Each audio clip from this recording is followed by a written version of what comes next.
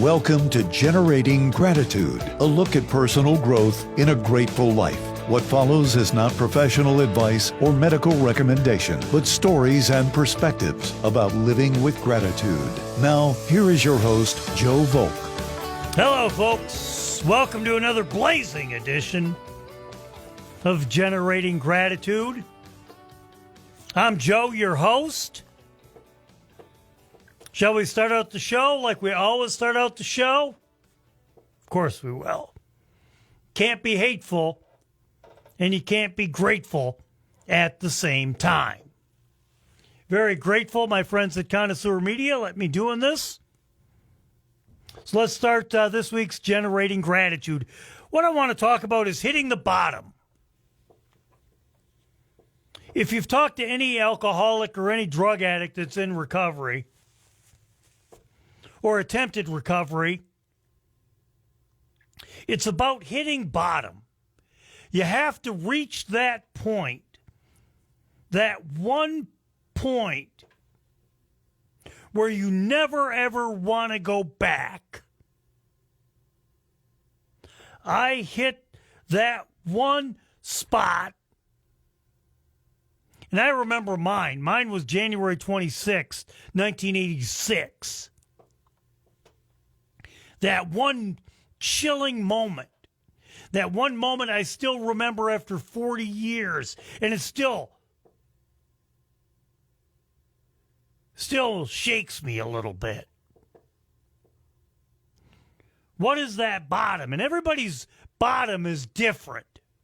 We all got different bottoms, folks.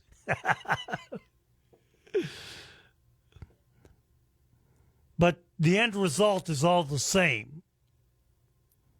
What was that moment? My moment was I drove from Lansing to Battle Creek in a blackout. Don't remember how I got home.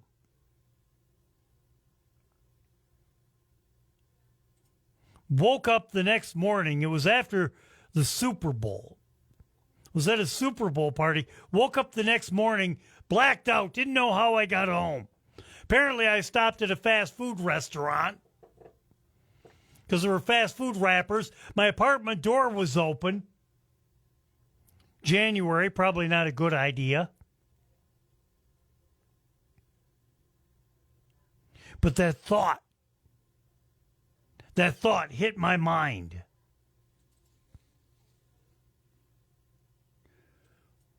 What happened? Did I hit anybody with my car? Did I do any damage? And think about that for just a second.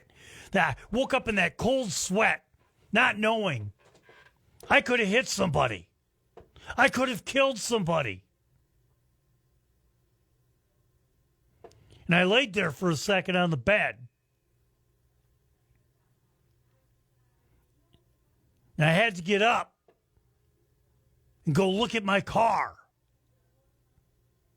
to make sure I didn't hit anyone.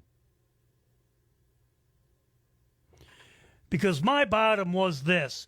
Can you imagine the insanity, the absolute freaking insanity of committing a crime, knowing that you committed that crime, not remembering it, but knowing that you did it, and having to spend jail time. Imagine being in jail for a crime that you committed, but you couldn't remember. Imagine being in jail for killing somebody or severely injuring somebody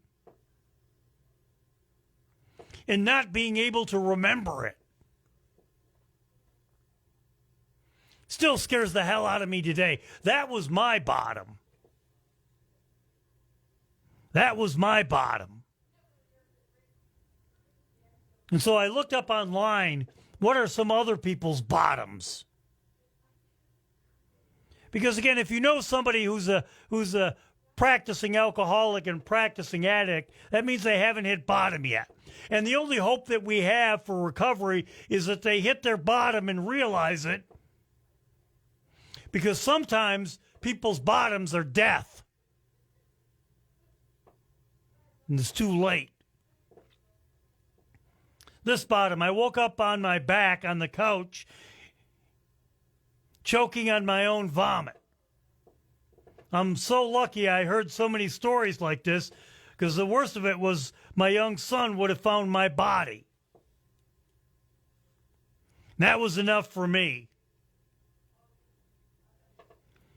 Another person getting caught at work, going to my car a few times a day, suspicious behavior. I was visibly drunk at noon on a Friday. I lost that job. Fired me. Went to rehab 19 years later, still sober. My son was very excited that the 50th anniversary of a movie he loves was showing in a theater. The night before the movie was my end-of-the-year party for my job. I promised myself I wouldn't drink, but I ended up getting drunk and had the world's worst hangover. Turns out my husband had tried to get a hold of me for hours before I got home. I was blackout drunk and incoherent when I got home. 6 hours later,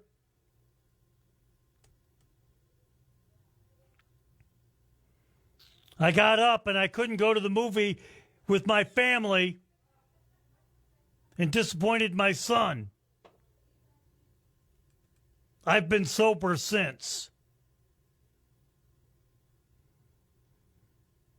That's a good one. Here's the one I hear a lot.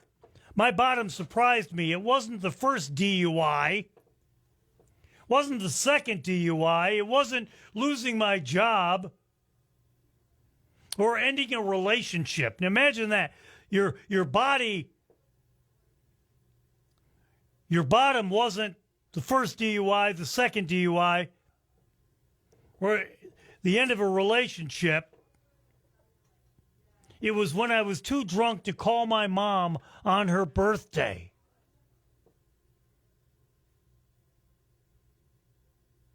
I was tired of hurting the ones I loved. Finally wanted to make the change. That's somebody's bottom. I woke up freezing in someone else's bed, covered in pee. I got up to go clean myself off and I felt like my head exploded.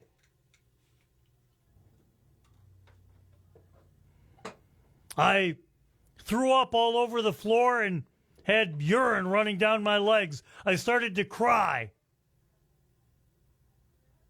I was in a house with someone I didn't recognize. My goodness. That's quite a bottom.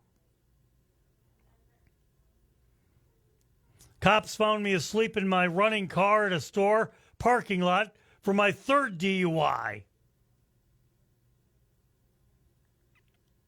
That's a bottom.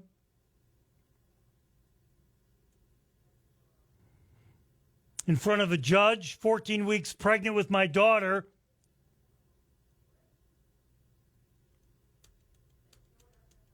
And unable to quit. Again, people have to reach their bottom before they can get better. People have to have that desperation. And again, everybody's bottom is different. Some are more dramatic. Some are as simple as I was sitting on the patio having my morning cup of coffee and cigarette. As I lifted the coffee cup to my mouth, my hand began to shake. I couldn't drink the coffee because my hand was shaking so much. That's when I knew for sure I needed to stop fighting the truth. Hitting bottom. something that everybody has to do if they want to even think about recovery. And again, everybody's bottom is different. Some people it's DUIs, some people it's losing a relationship, a divorce. Some people it's having their kids hate them. Me, it was waking up and not knowing if I killed somebody with my automobile.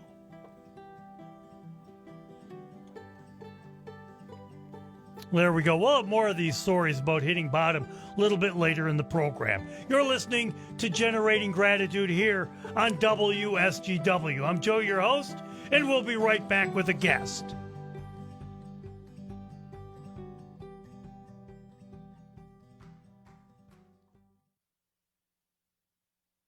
Welcome to Generating Gratitude, a look at personal growth in a grateful life. What follows is not professional advice or medical recommendation, but stories and perspectives about living with gratitude. Now, here is your host, Joe Volk.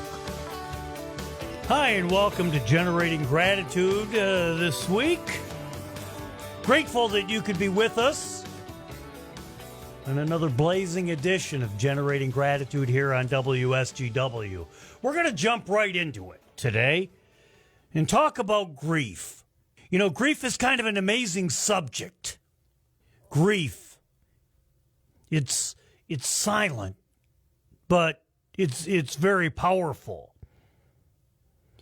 And you don't really know how powerful grief is until you experience it. And I've got Crystal with us, and Crystal lost a sibling and a parent. Crystal, welcome to Generating Gratitude. Thank you, Joe. It's great to be here. Tell us a little bit about, losing a parent and losing a sibling. Well, I lost my sibling first. He was the youngest of 5 children. He passed away abruptly with zero notice, zero expectation. It was complete shock to the whole family. And my father passed away. He was very ill. So I used to say I wasn't sure which was worse, somebody passing away unexpectedly or somebody passing away that you were able to experience that with and go through with and comfort them while going through that transition. And today I still don't have an answer for that. Both ways that somebody passes are very devastating. And it leads to a tough road. I find solace in my religion. I was lucky enough before my brother passed away, about 6 months before his death, his oldest son, out of nowhere wanted to go to church. And I'm a firm believer that everything happens for a reason and everything happens on the Lord's time. And twice he wanted to go to church within a 6-month period. And the second time they came, at the end of the sermon, the pastor said, we were already bowed in prayer. If anybody here has not given their life to Christ, just raise your hand and pray this prayer with me. And I kind of cheated and looked up, and I saw that my little brother had his hand raised. How old was your brother when he died? He was 33. Wow. Yep. People aren't supposed to die at 33. Now, how did you find out, and how long, even if like today, it still, how long did the shock wow, he's really gone? Oh, the shock still comes in spurts. I was actually at home, and I received a call from my brother Jason, telling me that our mom had just called him and that Jack had passed out and was turning purple. At that point, within like 10 minutes later, I got a phone call from my mom saying that the hospital called her and the family needed to get there. Now, he was working an hour and a half away, so he was down at Sparrow Hospital in Lansing. And that ride, I have to say, was probably one of the worst days of my life because I had to drive my parents down there. And the whole way down there, I was listening to my mom pray to God not to take her baby. Mm-hmm. And I don't really think the shock has worn off. I think that it's just a part of life that we've all adapted to. There are times when, siblings or, with my mom especially, she's still, we're going on 9 years and she still can't talk about my brother Jack without tearing up, There are days where I look at his kids and I see him in his kids and it makes me feel good. But it's a sadness that never goes away. It's something you never truly get over, knowing he had so much more life to live and, knowing that he was doing the right thing. He was down there trying to obtain his builder's license so that he could provide a better life for his family. And, out of nowhere, he had a massive heart attack. Did you kind of have I know in my personal experience with sudden death, and especially death that's not supposed to happen, mm-hmm. I kind of had an out-of-body type experience. Like I was kind of like looking down on all this, especially like during funeral services. Mm-hmm. Is this really happening? It just seemed, oh, yeah. It just didn't, it was an out-of-body experience because it just didn't seem real. No, absolutely. So surreal. To that day, I remember being in the hospital after they had pronounced him. I mean, we walked in and I knew as soon as I looked at my brother Jason, because he was already there, I knew. I could see it all over his face. Jack was already gone. And it was just, in that moment and the days to follow, it was just like, this can't be real, waiting to wake up from a nightmare that just never happened. And the heartache that we experienced informing his children that he was gone is something that, to this day, it pulls on my heartstrings just thinking about it. It still, again, 9 years later, it doesn't seem real. It just, 9 years has flown by, time is unforgiving, and it's so easy to take for granted the things that we do every day until you lose somebody like that. The last time I saw my brother before he passed away, he was working on a car, and I was leaving his house. And as I was leaving, the thought crossed my mind to go back and give him a hug. I mean, it's something that we do with our family. We always give hugs. We always say, goodbye, I love you. And I just said, I'll catch him next time to myself. There never was a next time. And to this day, when I think about that, it just, it brings all of that back to life. And it's hard. Oh, it's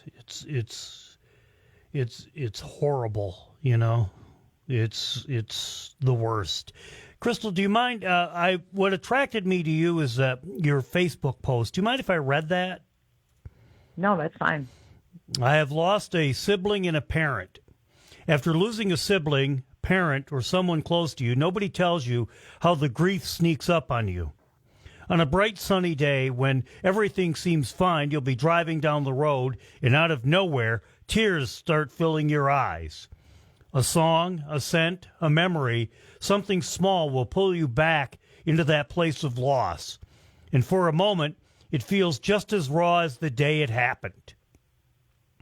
Nobody tells you that your mind will replay the pain like a movie on a loop, making you relive all over again. You'll have to physically shake yourself out of it, take a deep breath, and whisper, "I'm okay," even when you don't fully believe it. Grief doesn't have a timeline. It doesn't just disappear. It lingers, showing up when you least expect it. Some days are easier, and some days feel impossible. But one thing is certain, you don't have to carry it alone. Check on your people, the ones who smile through the pain, the ones who seem strong, the ones who have learned to live with a broken heart. Sometimes just knowing someone cares makes all the difference. Mm-hmm. Well, that was amazing, Crystal. We're going to leave it at that for just a second and hit a commercial break. We'll be back more with Crystal. We'll talk about living with grief and how the recovery process is going. You're listening to Generating Gratitude here on WSGW.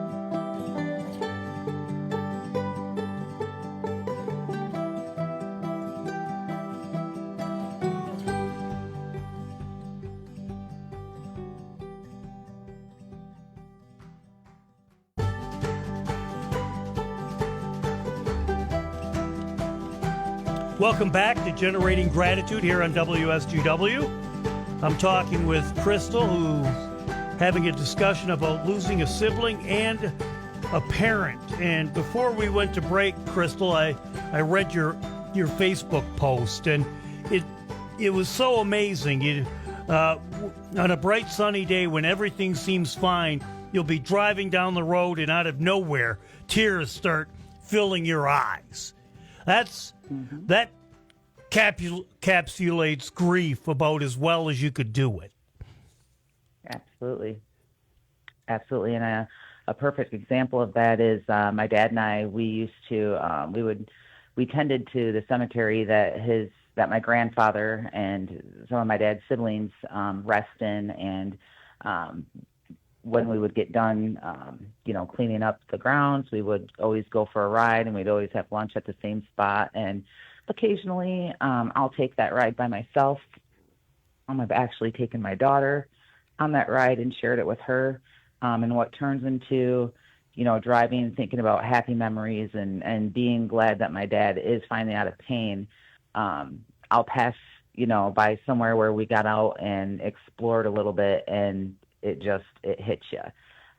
Same thing with leaving my mom's house or driving by my mom's house. Sometimes I drive by her house on my way to an appointment, and my dad would always be outside, leaning on the porch, and he'd always wave as you went by. And still today, every time I drive by or pull out of there and see that in my mind, it brings it right back to life. And because of that, I'll drive by the cemetery and I try, to think about the good things, but the sadness, again, is just something that never leaves. When you love somebody, you're going to grieve them no matter what. My dad was in a lot of pain.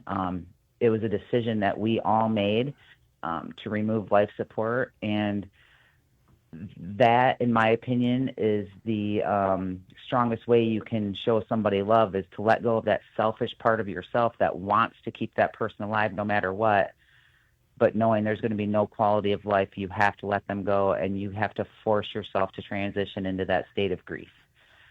Something, again, that you're going to deal with for the rest of your life. And every day is different. There are days where we talk and laugh about some of the things my dad did. He was a really goofy guy, very, very, very entertaining, to say the least.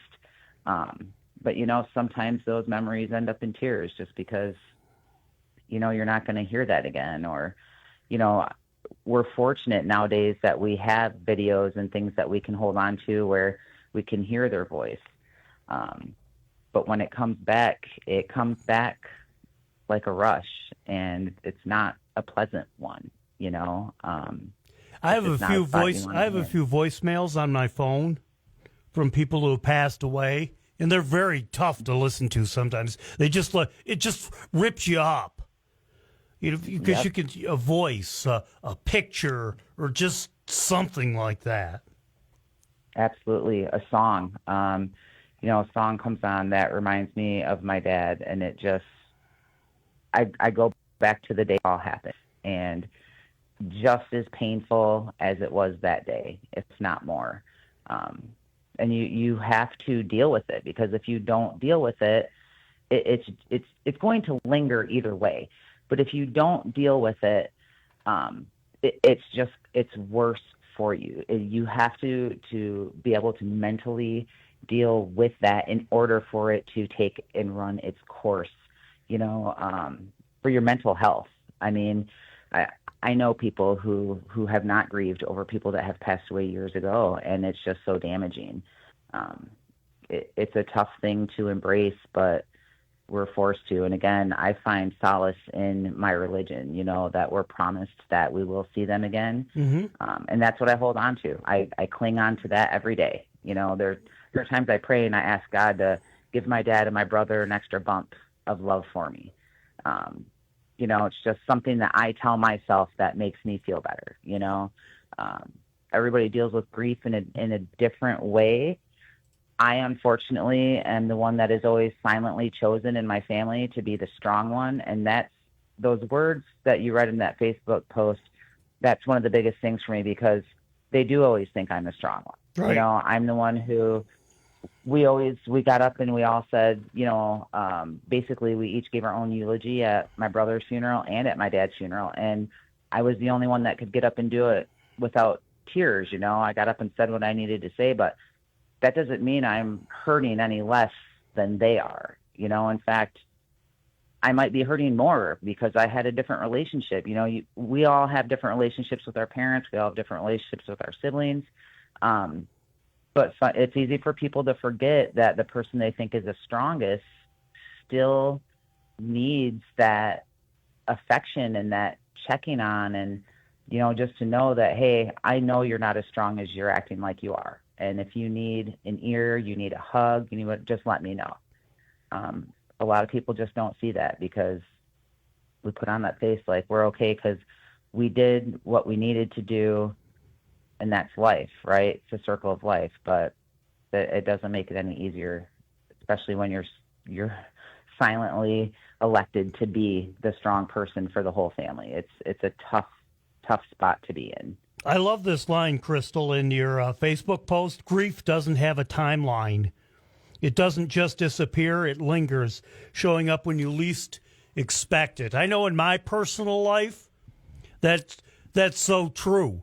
Like I can be having a good day, and all of a sudden, something happens. And it just, driving. I can be driving to work, and everything's great, and all of a sudden, boom. What the hell happened? It just, and then you become a blubbering idiot.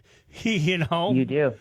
And that's the thing. It's like when that happens, I almost feel like they're around. It's like you almost feel a presence that you can't see. And you're right. I mean, blubbering idiot is a great way to explain it, because that's what happens, right? You uncontrollably start to sob, and it will hit you when you least expect it. And that's one of the toughest things about it. And it doesn't have a timeline. And explaining it to somebody that doesn't experience grief or hasn't experienced grief is really difficult. Oh, it is. It is. I know somebody who had lost a sibling, years before I lost mine. And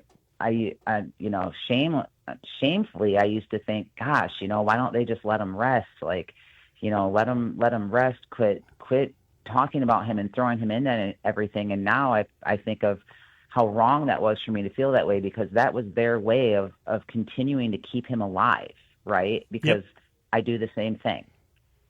In every chance I get, we do the same thing. And that's, I feel horrible that at that stage in my life, of course I was a lot younger, which doesn't really excuse it, but, that's just how you think. And then you experience it and you're like, you really can't advise anybody on anything until you do experience it, because you have no idea. Well, absolutely and no idea. People recover at different rates, and some never recover at all. The worst thing you can say to somebody, who's experiencing grief is, isn't it about time you got over it? Correct. That line is spoken by somebody that is either A, the most insensitive person in the world, or B, somebody that totally doesn't understand grief. Because you never get over it. You never. It's a life-changing event. It never. Absolutely. It absolutely is, and I think it's grief, like I said, is different for everybody, but it's different for, say, the grief I have for a sibling over the grief that my mom has for the same person, but that is her child. Right. There's two totally different degrees of grief multiple different degrees that come with the death of somebody. And you can't put a measurement on that by just listening to somebody talk about it. I mean, I can't imagine. I only have one child, and I can't imagine, even if I had 10, the loss of one of them. You know, I can't imagine what my mom and my dad went through when my brother passed, and now my mom going through it alone because now my dad is gone. You know, it's so disheartening. It is. It's to see her break down about it is like, there's no comfort you can give that person. You know, of course, let them know you're there. Of course, try to comfort them as you can. But realistically, that is a pain in your heart that's just never going to be mended. And it's never going to be mended until that day when you're reunited with that person. And wrapping this up, Crystal, one of the things that, your email or your Facebook post, rather, very important. You check on your people, because like with your brother or with your father, you never know when it's going to be the last time. You don't. And like in telling you about, the last day I saw my brother and saying, oh, I'll catch him later. When God speaks to you like that, just take the 10 seconds and turn around and hug that person. That's something I'll regret for the rest of my life. I never got to hug him again, and that was because I was in a hurry that day. Slow down. This life moves so fast. Things change in the blink of an eye. Slow down, take your time, and just show people around you that you love them, because one day you're not going to have the chance, and it's a hard thing to accept and embrace when that time comes. Crystal, very good advice, and we'll leave it at that, because that's about the biggest lesson, the most grateful lesson we can take from all this. Don't take it for granted. Tell people how you feel. Hug them.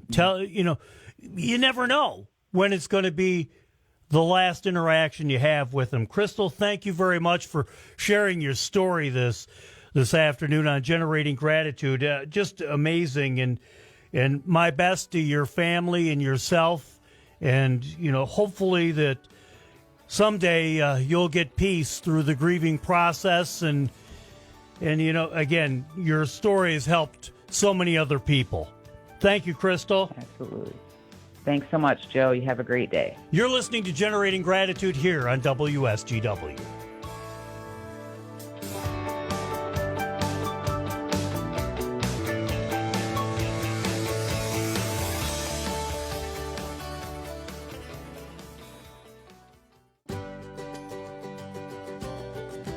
All right, that was a great interview. Welcome back to Generating Gratitude here on WSGW. I'm Joe, your host. Grateful that you're with us. Grateful for my guest. It is so much easier to be grateful than it is to be hateful, isn't it? It's a lot more fun to be grateful. Grateful people are more fun to be around. Grateful is the new sexy. At least in my opinion, anyway. We talked earlier in the program, we started the program with people's bottoms and hitting bottom. You have to hit bottom before you can rise back up. You can't get better until you hit that bottom. And everybody's bottom is different. So when people ask me, what can I do to help somebody stop drinking? I have a family member that keeps drinking. I have a family member that keeps doing drugs. They've got a great job, or they don't have a job. They've got kids. They've lost their kids. And the reason that they aren't seeking help or getting better, they know they're an addict. They know they're an alcoholic, but they just haven't gotten sick and tired of being sick and tired yet. They haven't reached the bottom. They haven't reached that point in life where this can't continue. I never want to be here again. And we were reading about other people's bottoms. My husband cheated on me. I started partying to make myself feel better. I drove to meet a friend for coffee, got absolutely smashed, woke up at my house with no recollection of the evening. Blackout. Blackout drunk.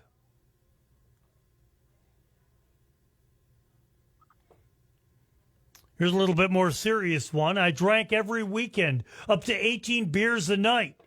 I tried to kill myself more than once. I had terrible thoughts when I was intoxicated. My whole family drank heavily for as long as I could remember. When my mom died, it hit me hard. I realized I wanted and needed to be there for my own family. My heart broke when I told my oldest, who was 16 at the time, that I was going to stop drinking. He bawled his eyes out. I never knew the harm that I was causing other people due to my drinking.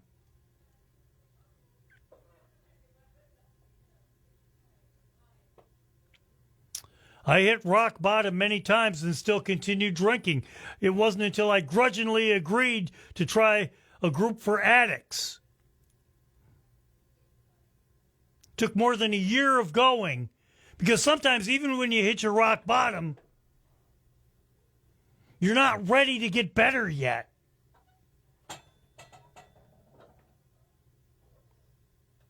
You're not ready to get better yet.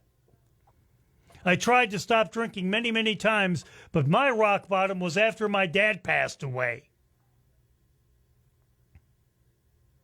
Maybe I was just trying to numb the pain. That happens. Here's a common one, too. I have a friend that did this.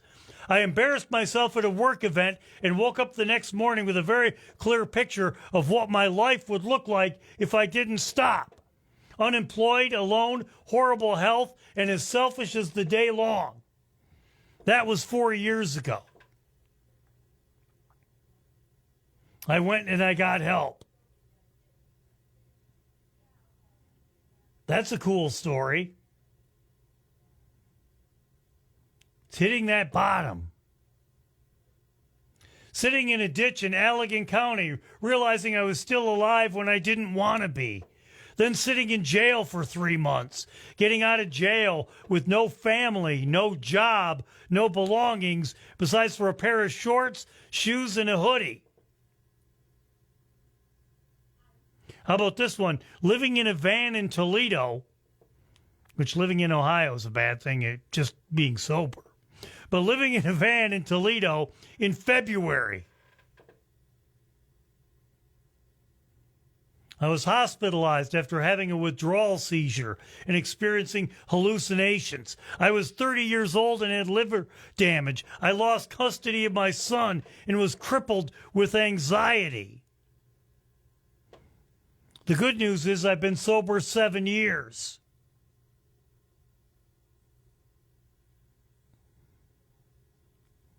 Yeah, some of these stories are just freaking amazing. But it should give you hope to hear these stories, because all of these folks were at rock bottom and they were able to recover and live in recovery today. That's the good news. The good news. I realized I had a problem when I got severe cravings to start to drink again the first thing in the morning after being drunk all night long. The only way to get through a hangover was to drink. The last time I got blackout drunk, I found myself sitting fully clothed on the toilet at 2 a.m. and vomiting what seemed to be an entire bottle of wine on the floors, walls, heater, bath mat, tub, and my feet and legs. Took about an hour to clean up. I quit and have only had one relapse in 20 years. It's amazing. Some people get sober because they spend so much money on alcohol. I realized I was spending $800 in 3 weeks on beer. I was doing stupid stuff while drunk, and I didn't want to die. Some people want to end their lives. Other people get severe anxiety about dying when they get intoxicated or on drugs. Been sober for 560 days.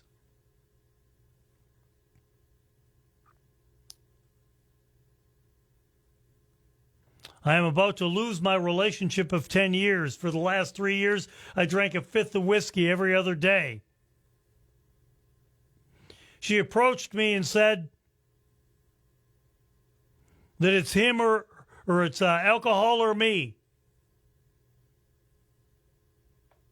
But even then, I couldn't stop. That's a common misnomer, too, about addiction. Normal people would say, well, what, don't you want to be sober for your kids? I'm an addict. I'm an alcoholic. My primary purpose in life is to get drunk, make the voices go away in my head. And so why do I tell you stories about people's bottoms? I tell you stories about people's bottoms because all of those people have recovered and are living in some kind of recovery. So that you should be grateful that there is hope. So no matter what your bottom is, no matter how low you can go, jail, divorce, death, failed suicide, loss of family, friends, career, no matter how low it's got for you, if you've reached that bottom, you can use that to recover. You can use the feelings that you've had